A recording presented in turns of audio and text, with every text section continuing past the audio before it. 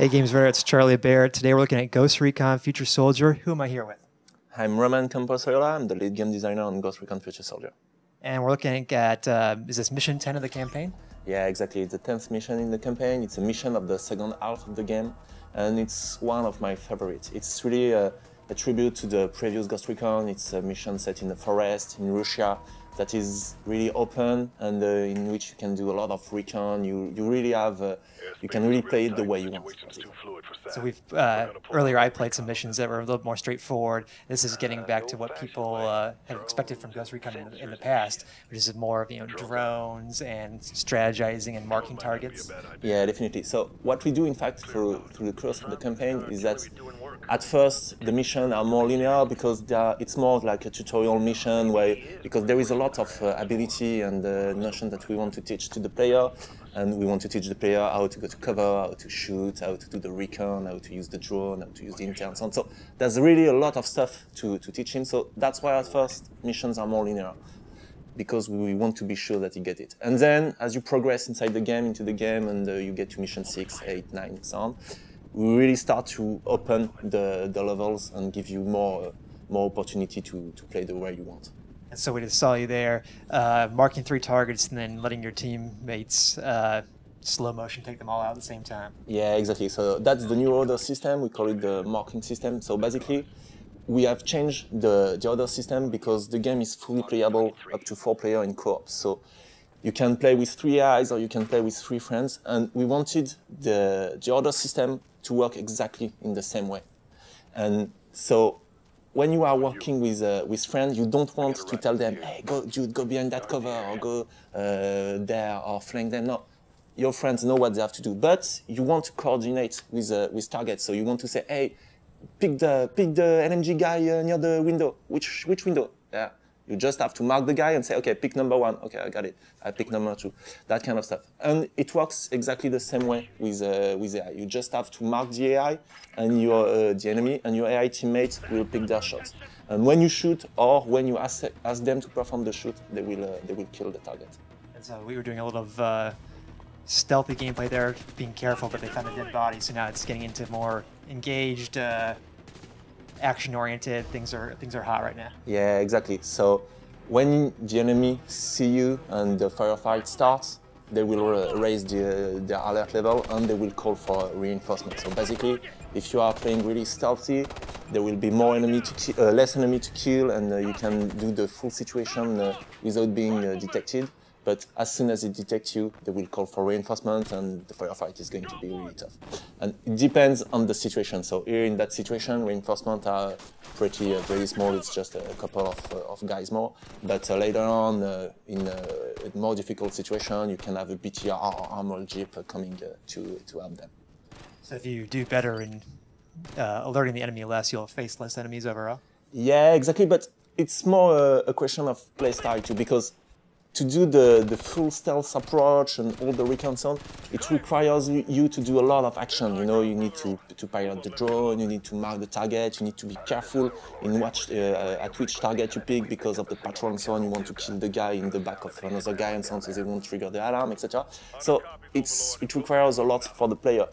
And if you raise the alarm, yes, there will be more enemy and so on, but you will do different actions. So in fact, by the end, doing the situation in full stealth or recon, or do the situation in full firefight will take kind of the same time, but you won't do the same action. And that's pretty cool. That's, for the variety of the game, for the pace, it's really interesting in terms of player. So what's all this text on the screen? Is that just a visual way of showing you things like waypoints? And I think I saw some civilian activity earlier. Exactly. So that's the augmented reality. Basically, it's the ghosts are at the center of the network of information of the army. So they get a lot of satellite information. They get a lot of information from their team, from the drone around them, and so on. And all that information is shared to them. So basically, you see the waypoint on the ground. That's the path that is sending you the satellite towards your objective. You can see your objective, which is that big arrow that you would see in augmented reality. You see the blue lines, which are the acquisition, the laser sight of your teammates, and all of that is transferred to you. And that's actually information that you care, because with that information, you know where are your enemy, they are facing, what are their weapons, you know if a teammate has acquired the enemy or not, you know if the alarm has been raised or not. Basically, if the intel on the enemy is yellow, that means that the enemy is unalerted. If it turns red, that means that the enemy is alerted and is in the middle of a fight and that kind of stuff. So here we've got more than 3 guys, so you can't just let your AI or your co-op guys take care of it for you. So we've marked enemies for the AI to take out, but then you're taking out 2 yourself with some, and there's also a little headshot meter there. That so when it turns to yellow and then red, you'll get an automatic headshot. Yeah, exactly. So basically, as you're a 4-man squad, you can kill synchronously. You can kill in synchro shot, more than 4 guys at the same time. But when you trigger a synchro shot, you have a small slow motion window in which you can actually kill more than 1 guy. But for that, you need to be. That's not something that you do by the beginning of the game. And here in that mission, you have a specific ammunition which is called DARPA rounds, which are basically they are heat-seeking bullets. So when you aim at someone, they will acquire the target and lock on them. And if it's locked on the target, you can shoot even without aiming to the guy. The bullet will go directly to the head. So here you're synchronizing, and he's going to perform the same shot. So you see, you're synchronized and you shoot. And then you could do that even if we were playing with 3 other real people. Yeah. As soon as the game knows that all 4 of you are aiming at at your enemies, then it can go into that slow motion shot. And it tells you that he's ready. And what is cool is that even if you are playing with real player, you don't have to say 3, 2, 1, shoot. Because you just have to press the trigger and that will trigger the slow motion. And that's pretty useful when you play on live, on Xbox Live, especially when you are, or in PSN, especially when you are European and you're French, you play with German people or Danish. Or that kind of, and sometimes even saying 3, 2, 1, go is not that easy. Okay, so now the game takes care of that for you. And here you were telling me that you based the Ghost Recon soldiers' movement on real soldiers, and that they move a little slower than we might expect them to. Yeah, exactly. So what was funny, so every time we made a motion capture session, we had actors and so on, and we had a military consultant. And every time we ended up with the military consultant actually doing the motion capture because they were doing it better than the actors. So all the motion capture of the Ghost has been made by our military consultant. For example, Cossack has been made by a retired Navy SEAL guy.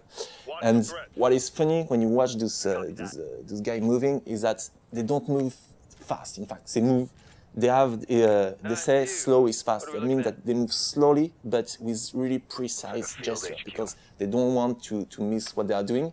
And the faster you move, the more you can be seen at a distance, because the eye is much better to get things that are moving fast and so on. So that's why they have that super fluid motion. So.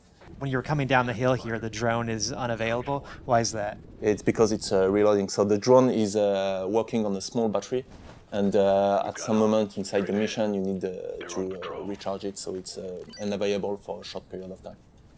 And here again, we have more than 4 guys, so you have to be a little creative in how you take everybody out without alerting them. So here, for example, when you watch carefully the situations, you see that the guy on the Mirador here, in fact, can be seen by any other guy. So if you shoot him with a silenced weapon, no one will see that he's dead.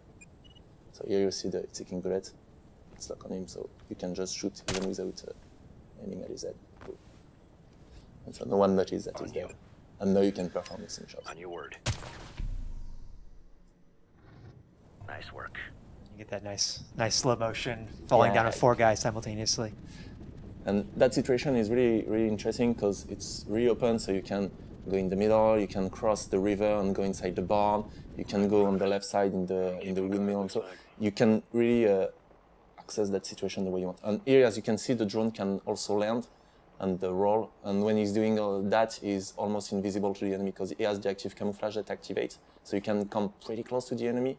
And then you can have him detonate with a sonic pulse, which is like having a flashbang and place it wherever you want. Oh, so it's not something that happens automatically. You place it and you can set it to detonate later when the drone is safely away. So that's really useful for interior situations. So that's not necessarily the case in that mission. I guess it can't climb stairs, but it can fly up and land again, but the guy would probably notice it's there. Yeah, I'll go through windows and that kind of stuff. Oops. But the drone can go too far from you. Because that you lose the signal. That's also a way of keeping it so you don't just play the entire mission from the very first beginning point. And like you were saying, this map is really big, so there's two ways you can go across that bridge. You can go down through the river. Yeah, and then after that you can enter into the barn, or you can go in the middle of the facility. You can go to that sniping point and cover your teammate. Are there any other kind of tools or ways to... They found a dead body. Oh, no dead body. So that's why you need to be careful and do a lot of recon before actually pressing the trigger. You need to think before you shoot, or you're gonna get seen. And after that, it's the big firefight. But still, when you are under fire, you still need to use a lot of your tools. So here, for example, is the X-ray vision that allow you to see through walls that are at really short range. And you still need to coordinate with your teammate. You know the ability to mark target. Oh, they didn't see it. The ability to mark target allows you to ask your teammate to focus their fire on a specific target. So, for example, if you're under heavy fire of an LMG guy and so on, you can mark him and ask your teammate to kill the guy. So you can see that guy through your direct line of vision, but with the X-ray vision, you could see him and mark him even though he's through those logs. Do it. We haven't seen a stealth kill, but that is something that's possible. If you sneak up behind somebody, you can take them out instantaneously. Exactly, make a stealth kill, and that won't break your camo. But this is like a very risky, dangerous stealth move here, but especially in the middle. Yeah. Very and nice. Of course, they don't necessarily see you, but they can see the body dying. At least it gives us a chance to see the reviving. Yeah, so when you get too much fire on you, you go into the down state and you can be revived by your teammate. But you still need to be careful because sometimes enemy could headshot you, so you won't even go down. You will die directly. You can, if you get hit by an explosion or RPG or so on, that can kill you directly. So yeah, we want the player to be careful. Actually, you can die really fast. As you can kill fast enemy, but you can die just as fast as you can kill them. So you need to be careful. So your teammate revived you there, but you can also bounce. You can also revive them or tell a teammate to revive another teammate. Exactly, you can ask them, hey, yeah, don't take cover onto an exploding truck. That's good advice for all of life. So yeah, when you have a down teammate also, you can manually revive him, or you can ask another teammate to revive him. And you want your teammate to be alive, because if you go down and all your teammates are dead, then nobody will be there to revive him. So once you're engaged, does the camo still kind of work at least? Yeah, exactly. And basically we use it as a feedback for the player to tell him, okay, no, the enemy has lost focus on you, and basically the aggro of the enemy is on your teammate, so you can flank them. You won't get shot if you don't come too close. Because if your camouflage is on, that means that no one is shooting at you, because when someone's shooting at you, it will deactivate the camo. And so what is this we see here? When you're suppressed, what do you need to do? Yeah, so when you get shot, like I was saying, when you get shot by a heavy weapon, that will suppress you, that will make the camera shake a lot and so on, and make the weapon almost ineffective. So you can either try to pop a smoke grenade or an EMP to distract the enemy and go back camo and flank him, or you can manage to mark him, and that will ask for focus fire of your teammate on him, and they will either kill him or draw his attention and allow you to escape. And it can be a lot harder to mark your target when your camera shaking because you're getting fired on. Exactly. You need to wait for the guy to reload, or you need to try to cover swap. So it's quickly changing cover position in order to have him lose you before you can mark him. So here you need to shoot the BTR, so you can ask your teammate to focus their fire on it, and you need to shoot him on the flank because he has less armor on the side. Here is unloading troops, because the BTR is not only an armored vehicle, it's also an APC, so you can load troops and unload them. So here, because the alarm has been triggered, the BTR is coming with reinforcement and so on. If we had managed to be fully stealth during the full course of that situation, you could have killed everybody without being noticed, and so the BTR and the reinforcement would not have come. So that tank and the reinforcements that were within it only come because you engaged at some point in the mission. And so the enemy raised the alert level, and so the reinforcement came. Here you will get the intel on the location of the enemy artillery, And then later on the mission, you will have the opportunity to go and destroy the artillery to release pressure on General Duca. And so that was Mission 10 of the Ghost Recon Future Soldier campaign. Thanks a lot for showing it to us. When's the game come out? So the game will be out the 22nd of May. And for which platforms? On the X360, PS3, and PC. Thanks a lot, and thanks for watching.